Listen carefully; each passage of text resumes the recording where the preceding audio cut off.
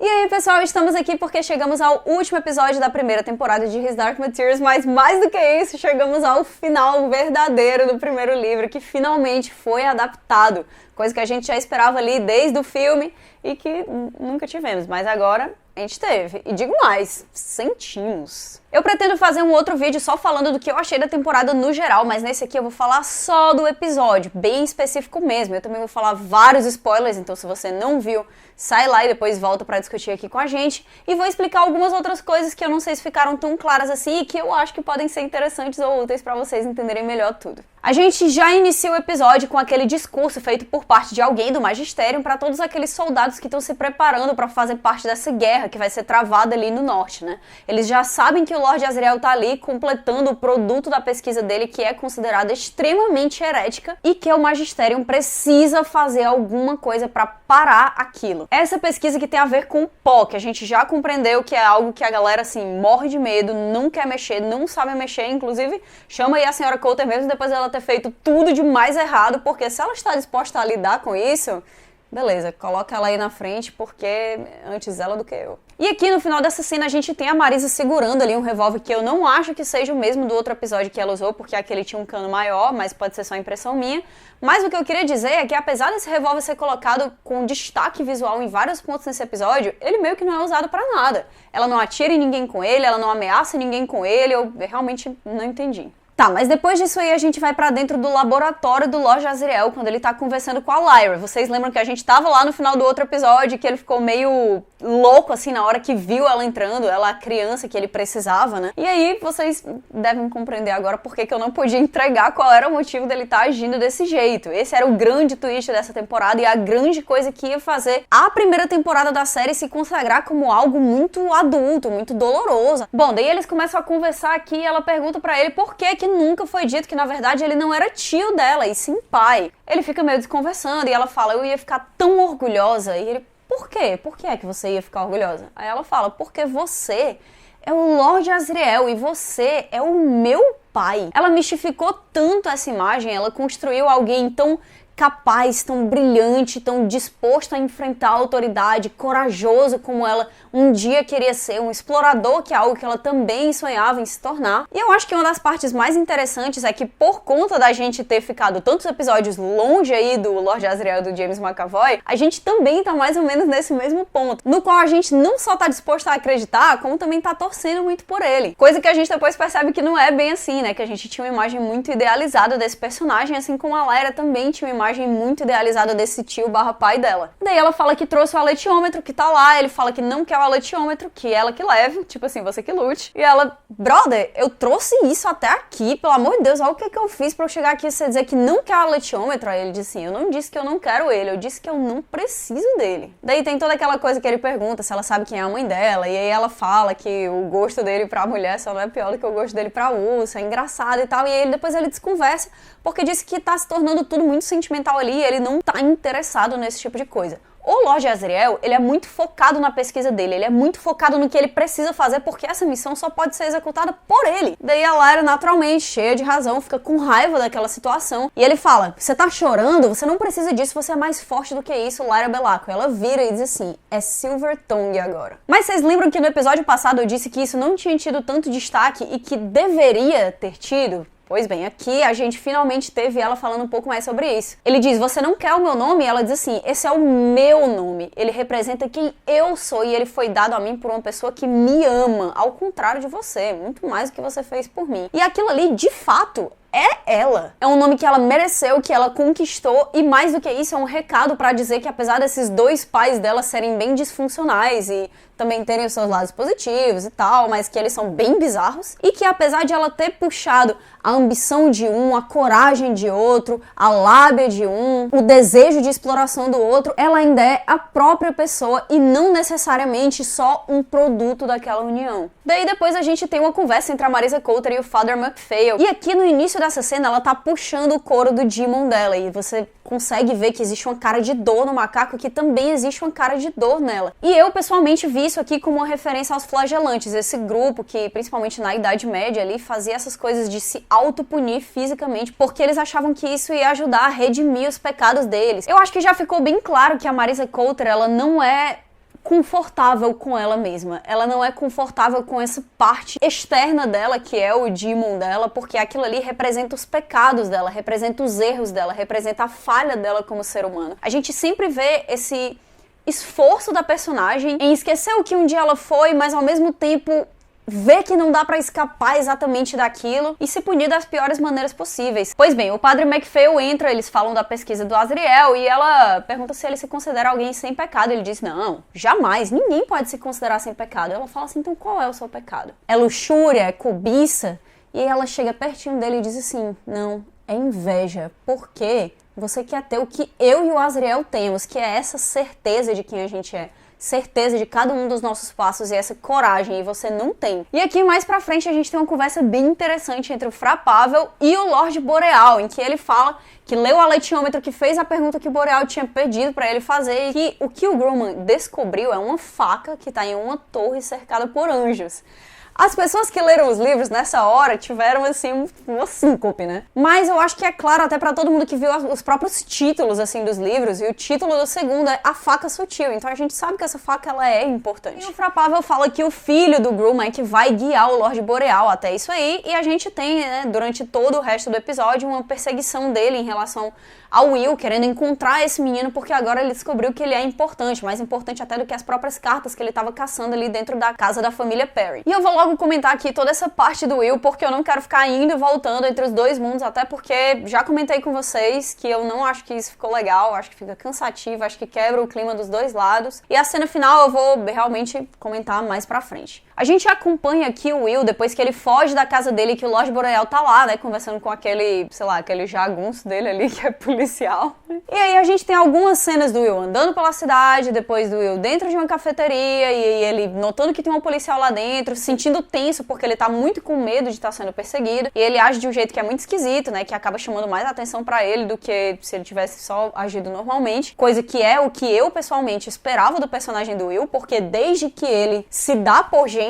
que tem que fingir que tá tudo bem no núcleo familiar dele para as autoridades não separarem ele da mãe dele, tudo que ele faz é isso, é saber ser invisível, é saber não chamar a atenção. Então eu esperava um pouquinho mais dessa cena. Ele sai daí, tem outra cena dele andando, tem outra cena dele andando de ônibus. Apesar de dar pra sentir o desespero de ele já não ter pra onde ir, de ele já não ter uma casa, acho que não ficou tão claro assim pra audiência qual seria o motivo pelo qual ele não iria junto com a mãe dele pra casa do professor, por exemplo. Mas, bem, vou comentar o finalzinho dele no final também da Lyra, já que, enfim, são paralelos. De volta ao laboratório ali no norte, a gente tem algumas das cenas que eu achei mais fofinhas no episódio inteiro. Do Roger entrando no banheiro quando a Lyra tá tomando banho, dizendo assim, eu entro de costas e eu sento de costas, não se preocupe. Aí ela, tá certo. Aí ele entra de costas assim e a Salcília entra de costas também com o rabinho balançando, é muito linda! Eu amei essas cenas deles dois, ele falando que antes ele ficava feliz que ela era igual a ele, né, que eles não tinham pais, nenhum dos dois. E que ele notou que essa coisa de ter pai e mãe é algo que traz às vezes mais problema do que solução e que se ela quiser eles podem voltar a fingir que ela não tem ninguém. É uma conversa muito bonitinha entre eles quatro, né, ele, a Salcília, ela e o Pantalaimon. E em outros momentos desse episódio, a gente também tem eles dois se divertindo muito, sendo muito crianças. Eu adoro quando tem esses momentos de respiro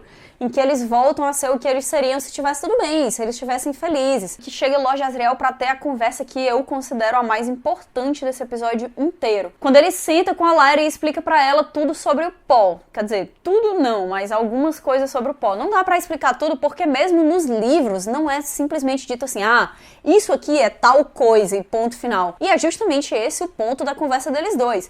Ele fala que o Magisterium tem muito medo do Paul, dessa descoberta, porque eles decidiram que aquilo ali é uma prova da existência do pecado original. Ele conta pra Lyra que durante muito tempo o Magisterium basicamente ignorou a existência do Paul, mas que aí depois que eles descobriram que ele acabava parando, né, pousando em pessoas que estavam alcançando a sua maturidade, alcançando a puberdade, eles ligaram aquilo ali à queda do paraíso de Adão e Eva. Por quê? Na Bíblia lá do mundo deles, Adão e Eva tinham demons também, e eles viviam dentro dessa inocência, eles não tinham comido o fruto da árvore do conhecimento, e ele, no momento que ela come aquela maçã, o demon dela para de mudar de forma, porque ela passou do estado de inocência para o estado de experiência. Agora ela conhece, ela tem vergonha, ela tem consciência. E aí eles ligaram uma coisa à outra, decidiram que o pó era a partícula que era uma prova física do pecado original e passaram a ter medo disso aí, a não deixar isso ser estudado por ninguém. Porque é como ele mesmo fala, né? Isso é, se você parar pra pensar, é bem assustador. Se existe uma coisa que é a maldade que tá caindo do céu sobre nós, seres humanos, colocar a gente pra estudar isso aí, pra mexer com isso aí, é algo que é aterrorizante. E é falado aqui que o magistério tá tentando há séculos e séculos convencer as pessoas de que elas nascem culpadas por conta de Adão e Eva, que foram os primeiros humanos, por eles terem consumido uma maçã, por eles terem buscado esse conhecimento. E fala que apesar de não existirem provas reais, né, científicas de que a gente precisa ter essa vergonha, esse medo, essa culpa de ser quem a gente é, tudo que o Magisterium quer é que a gente aceite aquilo como verdade, que haja em cima daquilo por conta da ideia de que aquilo é o que a autoridade quer. Mas aquela é uma partícula que pode ser pesquisada, que pode ser quantificada, que pode ser mexida e que eles não deixam. E nesse momento a Lyra entende o que era que a Marisa Coulter estava querendo fazer junto ali com o Conselho de Oblação e toda aquela ideia da intercisão. Ela fala que era isso, então, que a mãe dela estava procurando fazer, era manter o corpo das crianças livre de pecado, manter a inocência deles. Mas também é deixado claro, até durante toda essa temporada, de que aquela ideia de inocência que o Conselho de Oblação, que o Magistério, que a própria Marisa Coulter tem, de que as crianças representam, ela não é real. Ela é completamente idealizada, e de que elas serem zumbis, pessoas sem vontade, sem curiosidade, sem animação, verdadeiros robôs, não quer dizer que elas sejam inocentes, quer dizer que elas são apáticas. E para detalhar um pouco mais essa existência do pó, eu não tenho exatamente palavras que possam definir de um jeito sólido isso. Our relationship with what I call dust is a strange one. It's a mutually dependent one. And this may be not the traditional orthodox view of the relation between the human and the divine, but I do see it as being mutually nurturing and mutually necessary. And that sets her off on another way of thinking. And that's the conclusion the story comes to, that dust, which is really it's a picture, it's a visual, physical analogue of everything that is consciousness. Human thought, imagination, love, affection, kindness, good things. Everything that, and curiosity, intellectual curiosity. All that stuff is pictured in my idea of dust. That you see dust as an aspect of the divine doesn't surprise or worry me at all.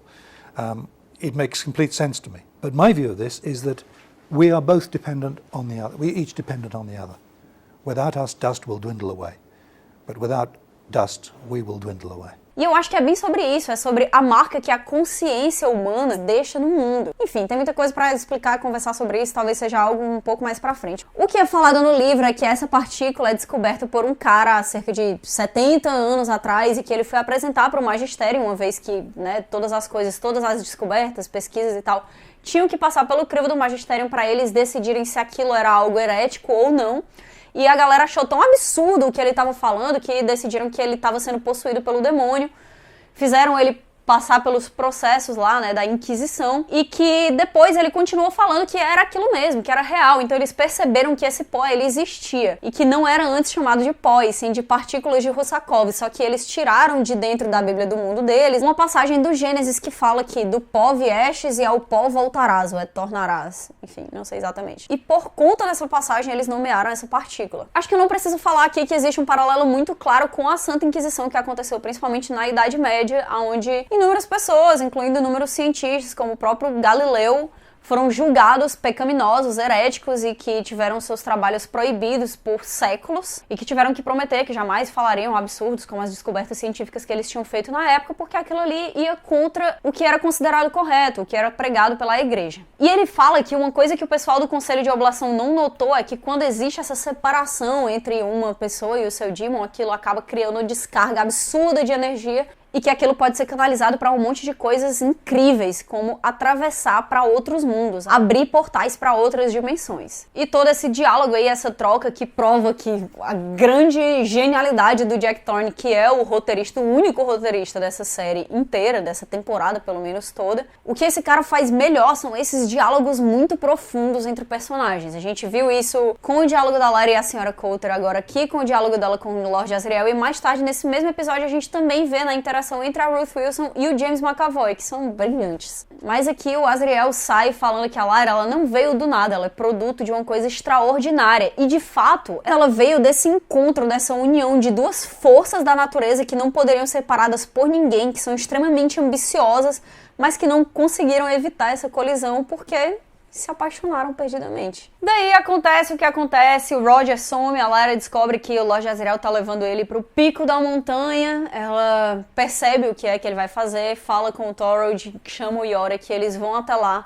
Começa uma grande batalha entre o Magistério, os ursos de armadura, e tá todo mundo tentando impedir ali o que vai acontecer com o Lord Asriel. Era pra ser algo maior, era pra ser algo grandioso, assustador, mas é óbvio que existe uma limitação de recursos. Eu acho que eles fizeram um trabalho muito bom com o que eles tinham. E a gente vê ali no topo da montanha que o Roger, na verdade, é uma ovelha de abate do Lord Asriel. Ele coloca ele dentro de uma gaiola, a Salcília dentro da outra, e começa a abaixar manualmente, que eu acho que é mais doloroso e violento ainda, aquela guilhotina, né?